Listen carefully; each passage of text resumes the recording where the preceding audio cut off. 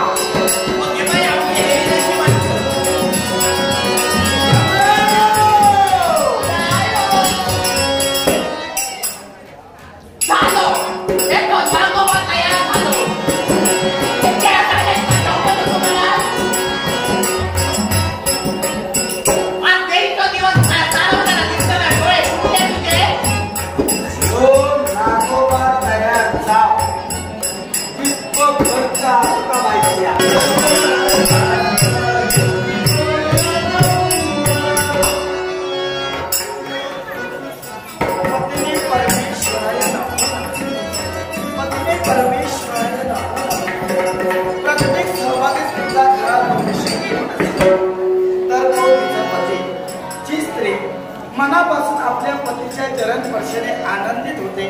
ही सौभाग्य स्त्री सर्व देव देवतांचा आशीर्वाद मनाशी टाकते. अगदी त्याचप्रमाणे त्या तत्वाला अनुसरून लग्न झाल्या दिवसापासून रात्रंदिवस पतीचे तत्पर राहण्याचं कार्य राणी माधवी करते.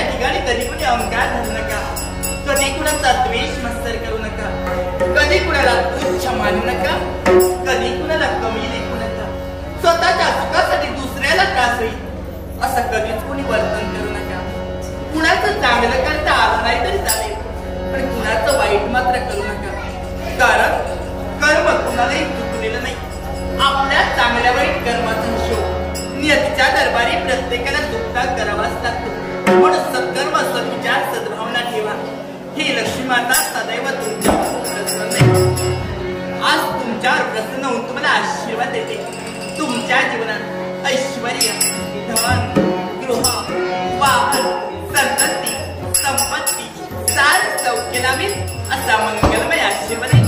मंगलमय आशीर्वाद हरी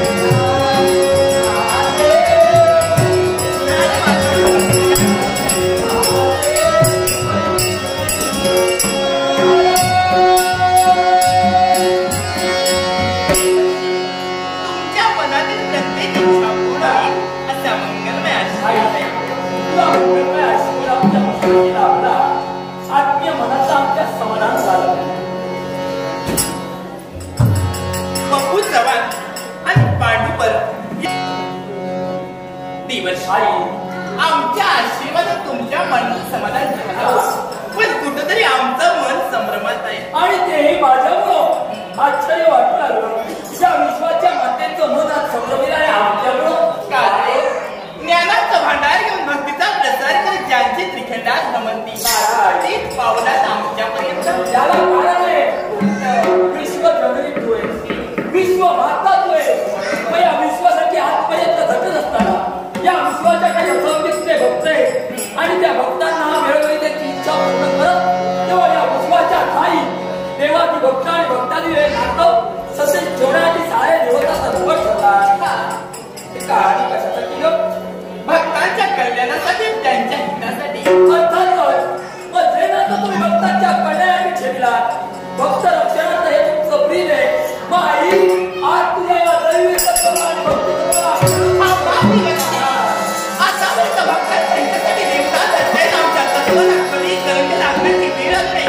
आणि आज तुमच्या मुखातून शब्द निघाले की कुठेतरी आमच्या तत्वाला कलंक लागतं. कारण काय? याला कारण कोणतं मला सांगतो.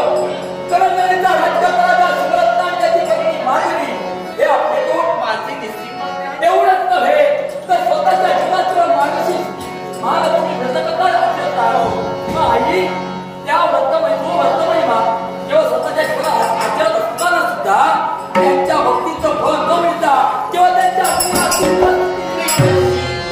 सुख आणि दुःख हे मानवी जीवनाचे भोग आहेत. हे ज्याच्या त्याच्या कर्मानुसार प्रत्येकाला भोगावेच लागतात. आणि या दुःखाचा मार्ग कमी करण्यासाठी आम्ही भक्ती मार्ग प्रस्थापित केला. आणि आज माझे भक्त भक्ती आचरणात आणून सुद्धा कुठेतरी दुःखात होऊन जात नाही. मग मला जाणून घ्यायचं या दुःख निर्माण झालं ते कोणामुळं?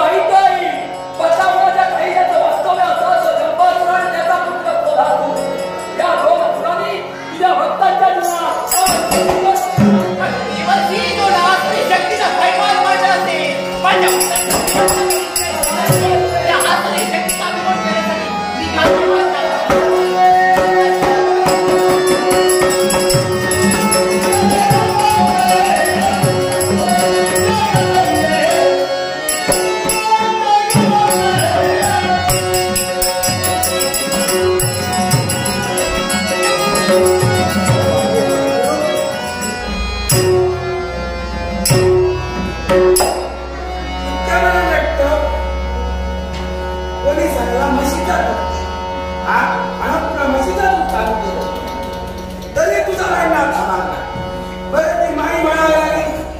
म्हशीचा तुझ्या चढ पट्टा गायचा दूध तुला गायचा दूध चालू केलं वराला निघाल नको तर तुझा आला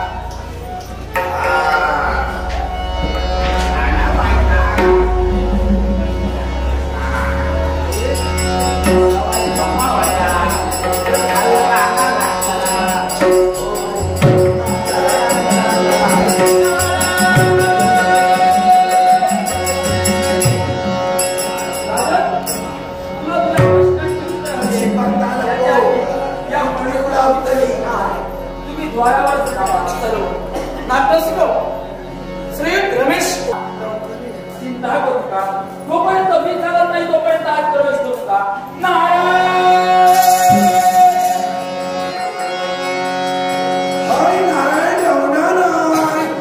एक न जाता यकी यकी यकी अरे पाहत तरी नारायण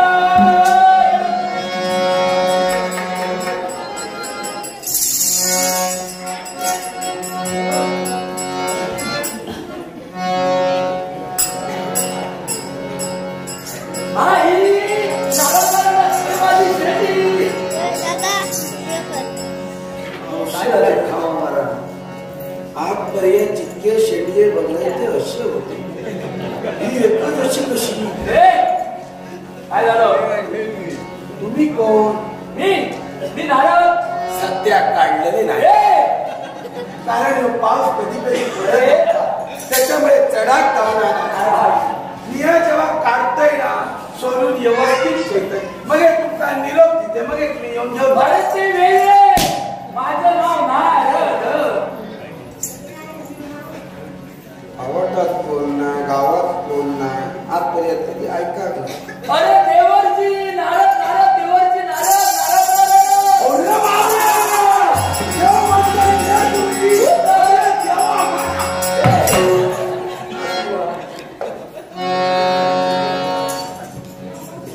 अरे तुझी जरा नमस्कार करण्याची आगळी पद्धत जर आम्हाला समजलेली नाही असं कसं माका पहिल्यापासून मुळातच चौचीस एका साष्टांग नमस्कार कसा असता असो नमस्कार केलो ना काय तो मधीत राहतो आणि मुळात घातलो काय तो वर पर्याय जाऊ तुम्ही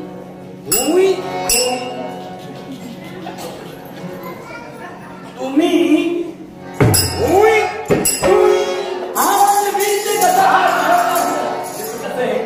या राज्याच्या काही फेरफटका मारत होतो आणि मला अशा व्यक्तीची गरज आहे जी अतिशय दीनदयाळू अतिशय मोठ्या मनाची उदार मनाची काय झालं याच्या आधी काय बोलला तमाका काही एक पटला नाही पण ताकाचा बोलला तमाका तंतोतंत पटला काय ते उदारी कशाबद्दल त्या महिन्याची काय काय बोलतात काय तुम्ही ह्याच्या आधी माका टुक्करची सोड ते मेल्याचे पैसे देऊ अरे ते पैसे आणून तुमका लागले तुला फेडायचंय अरे उदार मनाचे म्हणजे मोठ्या मनाचे होत दानशूर अशा मनाचे आणि अशा व्यक्तींची आम्हाला गरज होती आणि हे सारं आम्ही तुझ्या बाबतीत ऐकलं इथे आलो तुम्हाला पाहिलं आम्हाला खात्री वाटली तुमच्या बाबतीत वा वा वा वा वा अहो काय तुमच्या काय हा तुमचा रुबाबदारपणा वा वा वा वा काय ते उदाहरण काय ते मोठं मत काय झालं का मुद्द्याचा बोला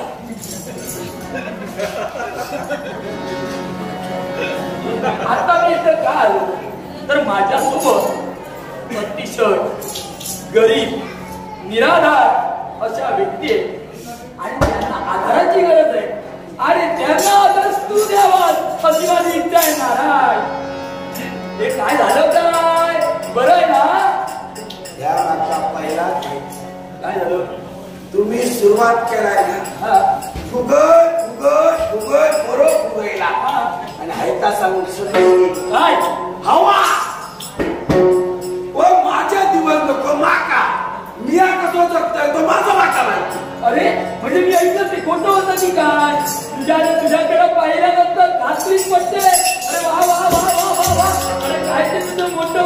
बाबा काय तुझ्या मिशा आज मर्याद जेरी तेरी माझा वाईटच चितलाय कोणतरी माझा बरा सांगता असा सांगा काय ते काय करू आता सांग त्या दोन व्यक्तींना आश्रय तू द्यावा मी देऊ हो. जाय आहे का ठेवले अरे घेऊन या काय यांच्या फटाफटच्या बोलावर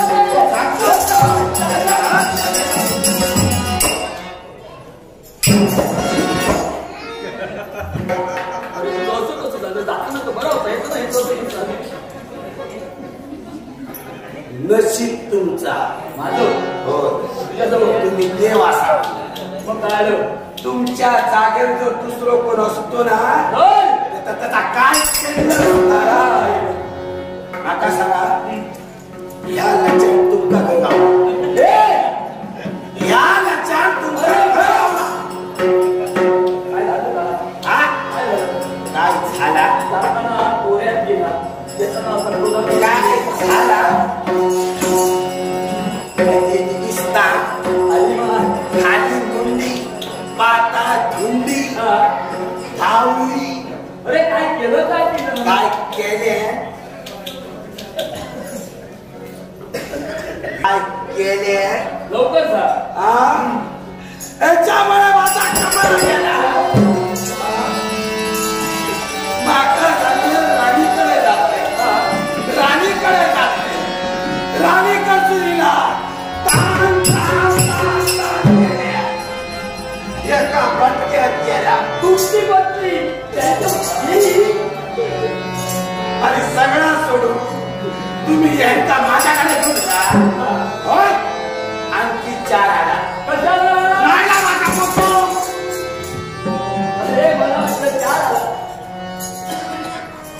काय झालं का कशाला ते 4 किती आला ह्यांच्या बदली आणखी 4 आला तेच म्हणलं कशाला ह्यांचा मी बघतो पण माझ्या घरात ह्यांना जागा नाही नाराय आणलाय तशी सोडून द्या.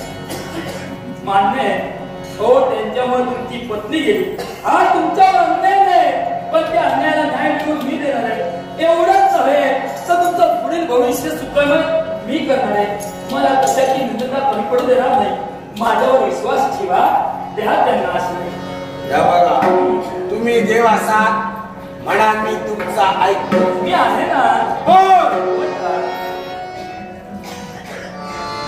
होय तुमका फुकटचा काय गावाचा नाही तुमची मोठेपणा तुमच्याकडे सगळा ऐसर करू घेऊ व्हायना फुकटचा आहे का गावाचा ना ही तुमची अड आहे हा तात्यांका सांगा जरा का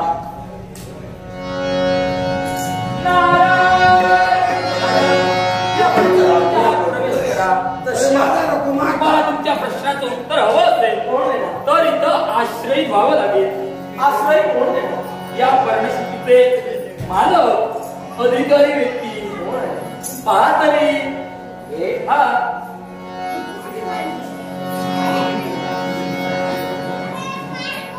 नमस्कार येऊ नकोस मी आज तुमच्या पाठीशी असेल.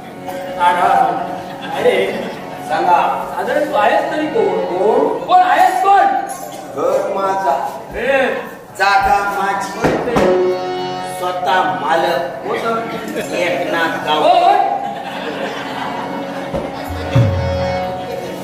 सांगा पण त्यांची म्हणे अड आहे आणि त्या अटी तुम्हाला मान्य करायचे सांगा तुम्ही सांगू ना सांगितलं आता अटी काय आहेत तुमच्या त्या सांगा हा तर मी काय म्हणतो ह्या बघा काय दादा काहीतरी काय ना दादा काहीतरी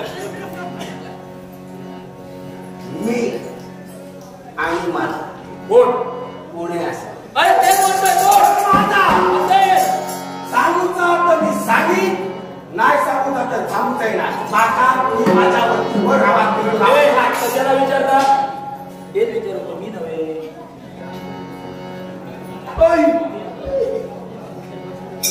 कचरो मारू भांडी धुंडी करू जवान करू गया जमताला सगळे काम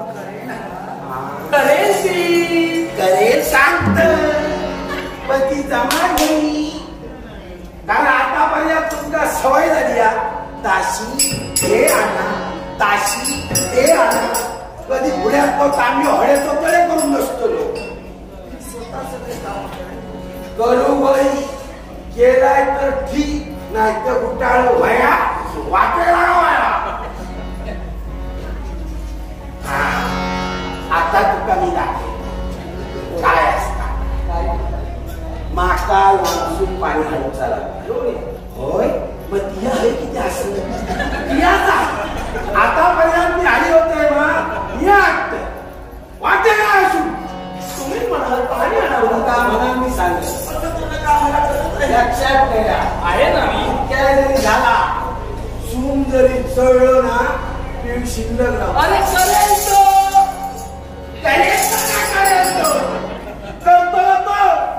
तुम्ही किती लागता. सकाळी उठल्या कळशे असे घेऊ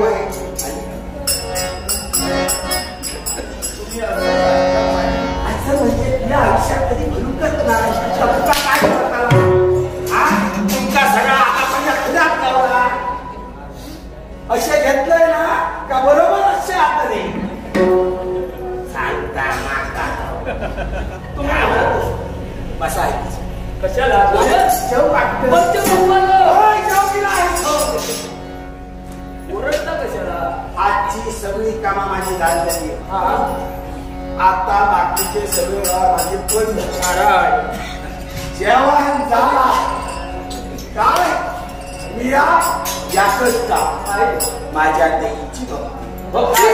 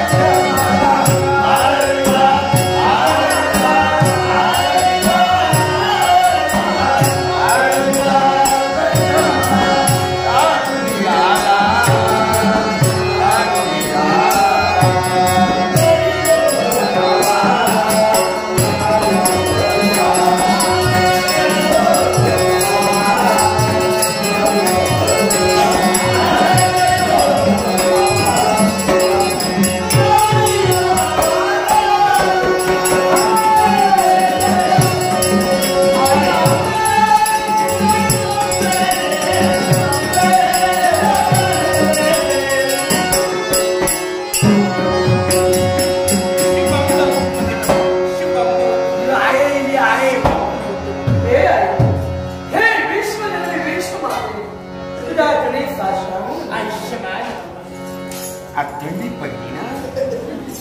चंद्रप्रभा चंद्रकांत चव्हाण या भक्तीने भक्तिमत्व बहाल केलं.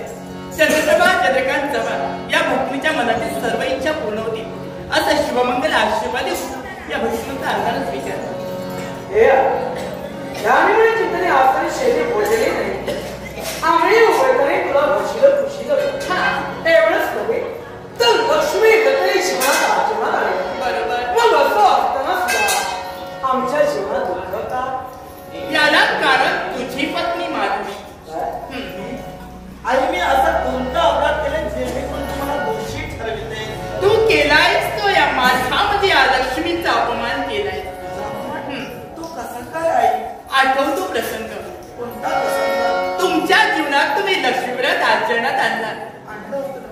दिवस होता तो मार्गशीर्ष महिन्यातला शेवटचा गुरुवार, म्हणजे व्रताच्या उद्यापनाचा दिवस.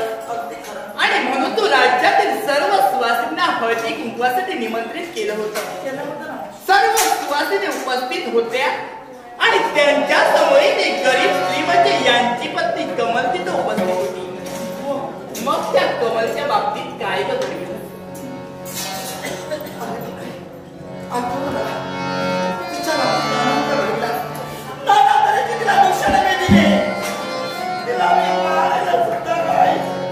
काय अपराध होता त्या गरीब स्त्रीचा? आहे ना संबंध? अगं तिनं तर तुझ्याजवळ बोटभर कुंकवाचं लिहिणं मागितलं होतं. अगं ते तू तिला दिलं नाहीस. पण जो तुझ्या हातीतनं हळदी कुंकवाचा करंडा दिला ना, तो उधळून लावला. एका सुवासिनीची महती तू जाणली नाहीस, एका कुंकवाचं महत्व तुला कळलं नाही. अगं सुवासिनी स्त्री कुणी जरी असली तरी सुवासिनी स्त्री म्हणजे प्रत्यक्ष लक्ष्मीचं स्वरूप. आणि तू केलास तो एका सुवासिनीचा अपमान नसून या लक्ष्मीचा अपमान केलास. म्हणून या लक्ष्मीचा प्रकोप तुमच्या जीवनात झाला आणि लक्ष्मी तुमच्या राज्यातून निघून गेली आणि अवलक्ष्मीनं तिथं प्रवेश केला. म्हणून ही तुमची दयनीय स्थिती झाली. माझी बायको चुकली, मला कळलं. हा, पण आई सांग काय ते? हळद आणि कुंकवाच्या तेवढं काय महत्व लागलंय, जेणेकरून तू आमच्यावर रुष्ट झालीस? आहे ना, कारण हळद आणि कुंकू हे तर बोटभर आहे, पण या बोटभर कुंकवाची महती फार अपरंपर आहे. ती कशी? आणि म्हणूनच सौभाग्यवती स्त्रीच्या जीवनातील पहिला अलंकार कोणता असेल तर मस्तकीचं बोटभर कुंकू. स्त्रीनं कितीही साज शृंगार करते, स्त्री कितीही सौंदर्यवान असू दे, पण तिच्या मस्तकी जर कुंकू नसेल ना तर तिच्या सौंदर्याला काळी मोलही किंमत नाही. आणि त्या कुंकवाची महती या महाराणीला न समजावी म्हणून त्या महतीची आज मी तुम्हाला जाणीव करून देते. स्त्रीच्या जीवनात 16 संस्कार घडले जातात आणि या 16 संस्कारात महत्वाचा आणि पवित्र संस्कार म्हणजे लग्न संस्कार. या लग्न संस्काराची सुरुवात होती ना, ती हळदीपासून होते. ती हळदीपासूनच का? कारण हळद ही सर्वात पवित्र आहे. आयुर्वेदातील सर्व वनौषधींचे गुण फक्त एकट्या हळदीत सामावले. लग्न झाल्यानंतर स्त्री कोणातरी पुरुषाच्या जीवनात प्रवेश करते. मग तिनं तो प्रवेश केल्यानंतर शुद्ध मनानं आणि पवित्र देहाला प्रवेश करावा, जेणेकरून त्यांच्या संसारात कोणतेही वाद, कोणतेही क्लेश भांडण न होता त्यांचा संसार सुखाचा व्हावा. म्हणून तिच्या सर्व अंगाला हळद चर्चित केली जाते, जेणेकरून ते हळदीचं पावित्र्य त्या स्त्रीच्या अंगी येईल आणि त्यांचा संसार सुखाचा होईल. लग्न झाल्यानंतर नवरा आपल्या नावाचं लाल रंगाचा सिंदूर आपल्या पत्नीच्या मळवटी भरत असतो. आई, तो सिंदूर लाल रंगाचा का? कारण ते सूर्याचं प्रतीक आहे. आभाळाच्या भाळावर उगवणारा सूर्य हा रक्तवर्ण लाल आहे. तो स्वयंप्रकाशित सतेज आहे. त्याचा कधी क्षय होणारा नाही, तो अखंड अक्षय. त्याप्रमाणे स्त्रीच्या मस्तकी असणारं कुंकू नेहमी सतेज राहावं, त्याचा कधी क्षय होऊ नये, ते अखंड अक्षय राहावं म्हणून ते लाल रंगाचं कुंकू स्त्रीच्या मस्तकी चर्चित केलं जातं. आता हे कुंकू स्त्रीच्या केसाच्या भांगीतच चर्चित केलं जातं. याला कारण म्हणजे स्त्रियांच्या केसांना सदैव वाढ असते आणि त्या केसाच्या वाढीप्रमाणे आपल्या नवऱ्याच्या आयुष्याची मर्यादा सदैव वाढत राहावी, ही त्यामागची धारणा असते. म्हणून ते लाल रंगाचा सिंदूर स्त्रीच्या केसाच्या भांगेतच मळवट घातला जातो. आता या हळद आणि सिंदुरासमोर समावेश असतो तो तांदूळाचा. तो कशासाठी? तांदूळ हे मांगल्याचं प्रतीक आहे. प्रत्येक शुभकार्यात तांदूळ उपस्थित असतो, कारण ते शुभकार्य निर्विघ्नपणे पार पडावं, कोणतेही विघ्न त्यात येऊ नये म्हणून त्या तांदूळाचा समावेश असतो.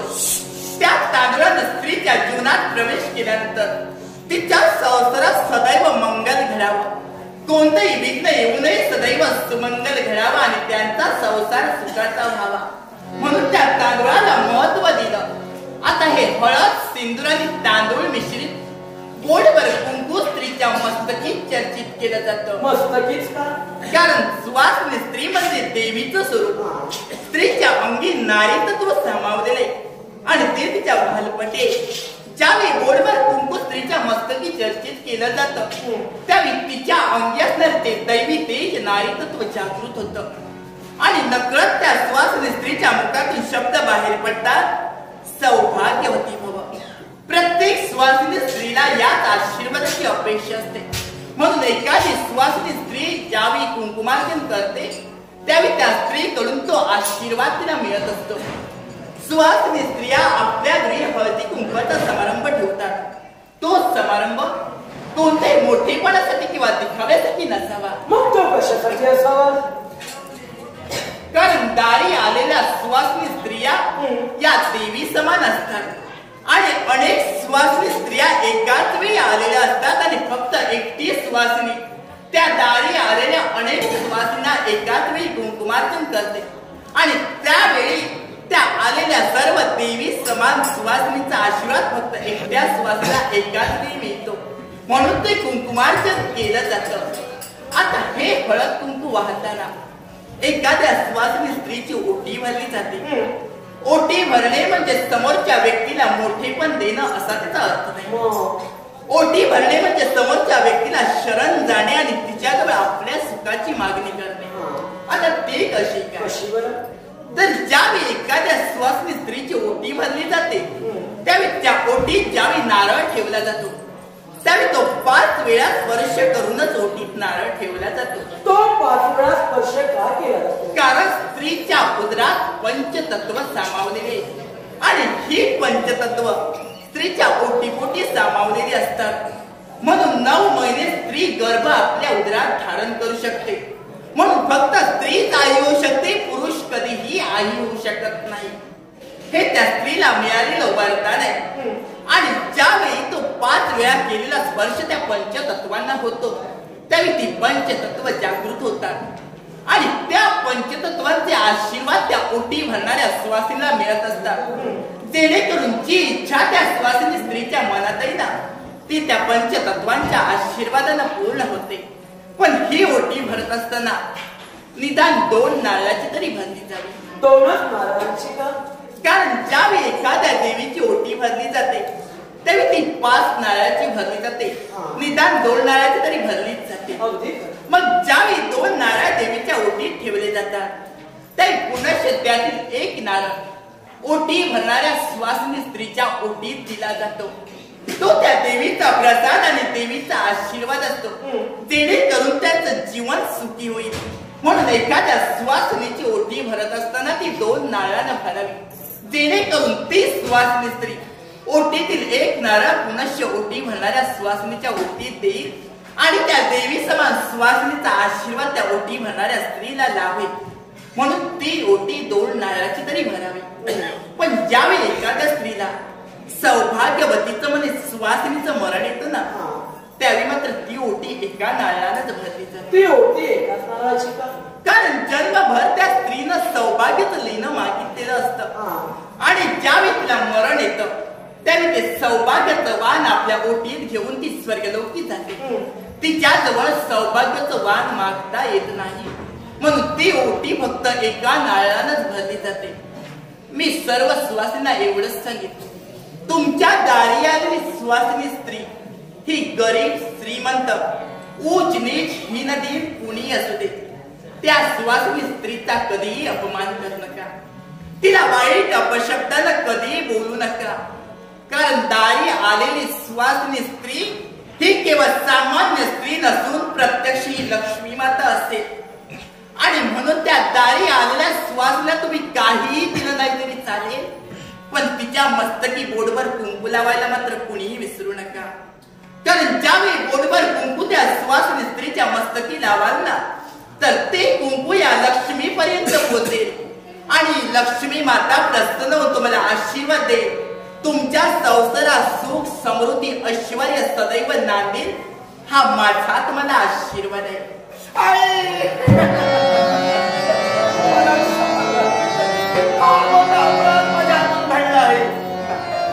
सगळ्या गोष्टीचा तुला पश्चाताप झाला याची तुला क्षमा. कारण तुमच्या जीवनात तुम्ही लक्ष्मी व्रत आचरणात आणला, म्हणून त्या लक्ष्मी व्रताची मला फलश्रुती द्यायची आणि याच्यासाठी तुम्ही केलेली भक्ती, त्या भक्तीची पुण्य आणि आम्हा देवतांचं दैवी तत्व याची सांगड घालून तुमचं केलेलं वैभव आज मी दैवी तत्वाच्या पुण्यबलावर पुनश्य देते. पण आई आम्हाला वैभव देशीलच, पण एका आई बाबासाठी त्यांचं वैभव कोण असेल तर त्यांचा पुत्र किंवा कन्या. बरोबर, तेच बाळ आमच्यापासून दूर झाले. खरं वैभव म्हणजे आमची वैभवती आहे. आणि तीच वैभवला शोभला खरे आई बाबा. कारण दगडाच्या मूर्तीला सोन्याचा नेत्र लावले तर त्याच्यातून अश्रू येत नसतात. अश्रू येतात ते काळीत असलेल्या आई बाबाच्या नेत्रातून. आज मात्र पितृ प्रेम बोलतं होऊ लागलं. कन्येचा विरह तुम्हाला सहन होत नाही. तुम्हाला तुमची कन्या होईल.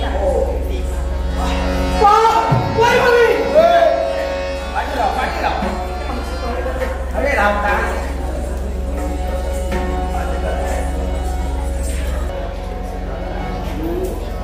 आज ही कन्या त्यांचीच आहे.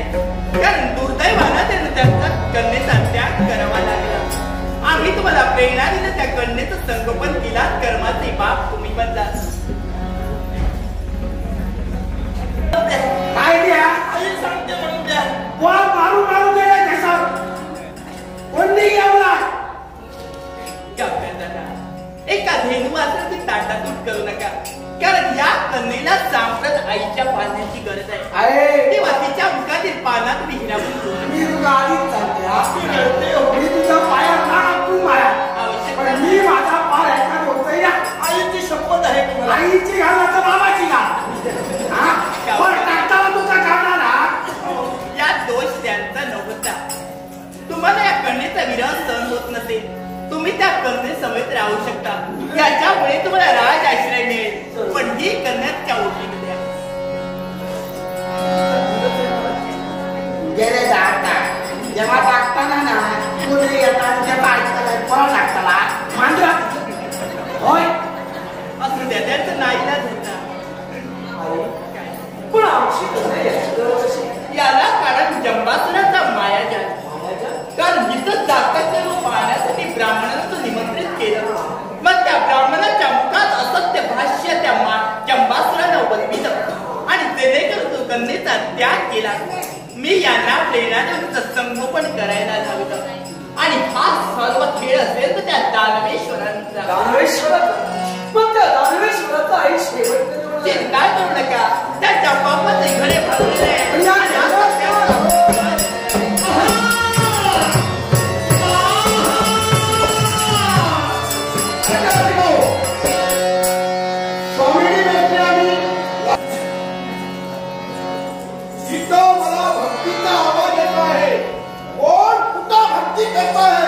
भक्ती करणारा व्यक्ती का शोध घेतो आहे. जो व्यक्ती मला अगोदरी पुढे जाओ. भक्ती व्यक्ती म्हणून मी हे बाबू काय जातं काय जातंय. माझं नाव ठाऊक नाही. माझं नाव ठाऊक नाही.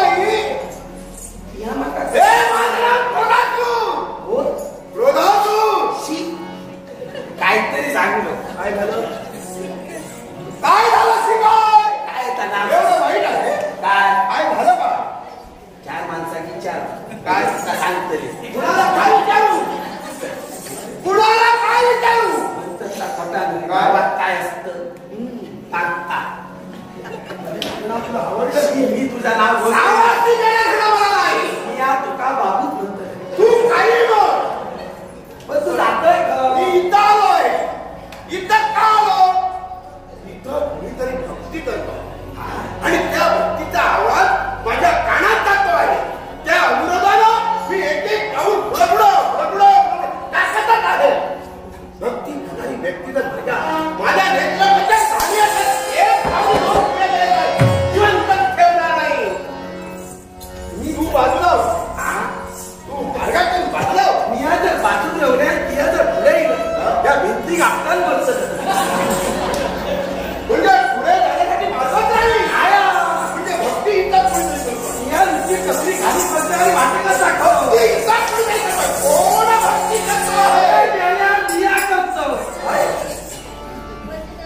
भक्ती कोण करतोय?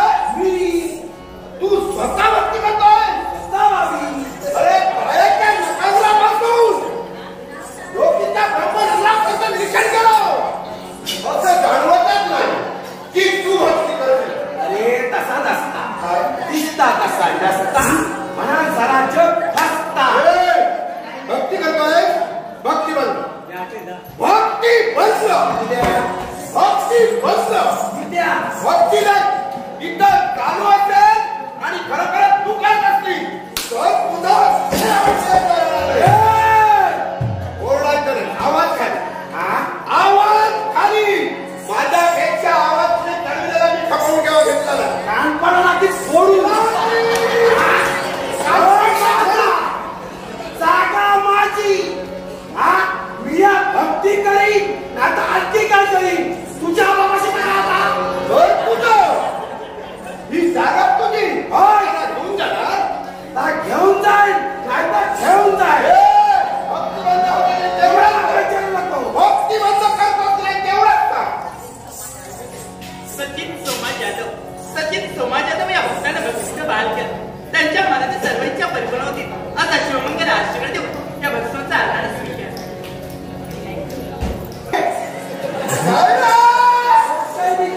काय वाटतं घाबरून गेलो की मी जाणार नाही. मी तुला पचवल्याशिवाय जाणार नाही.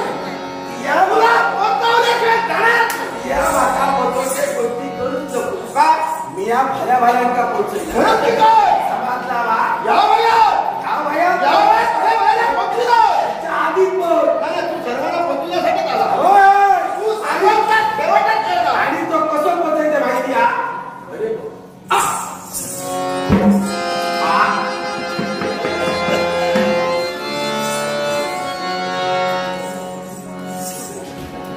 अरे बापरे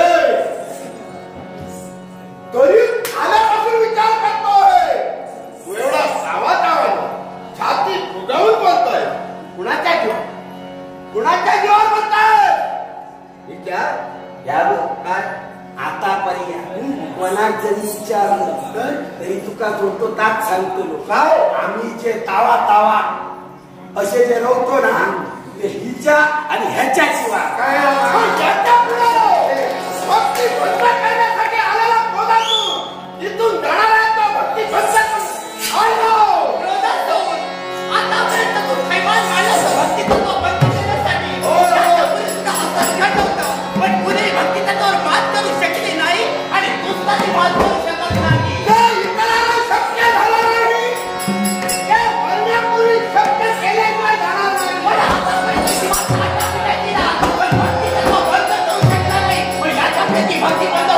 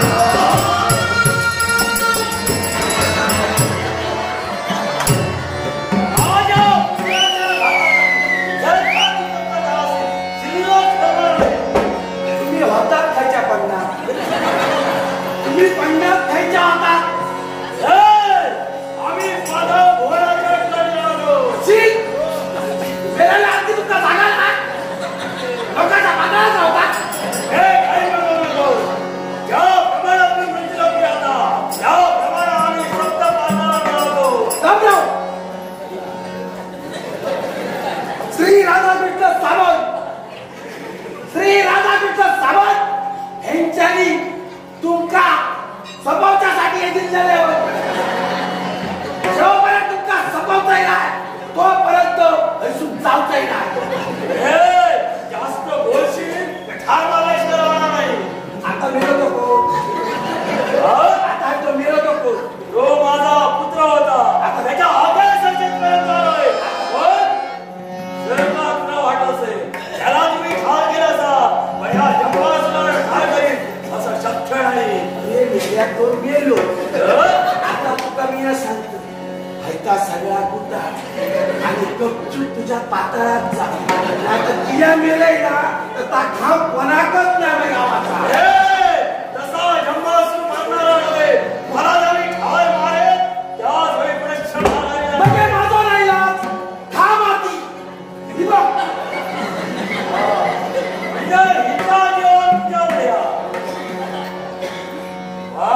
लक्ष्मी माते शेवटी भक्तांसाठी तुम्ही प्रयत्न आले तुझ्या भक्तांना दोन्ही शरणे प्रयत्न झालो. आजपर्यंत त्याला शरण याच्या पुढे तुला देवदान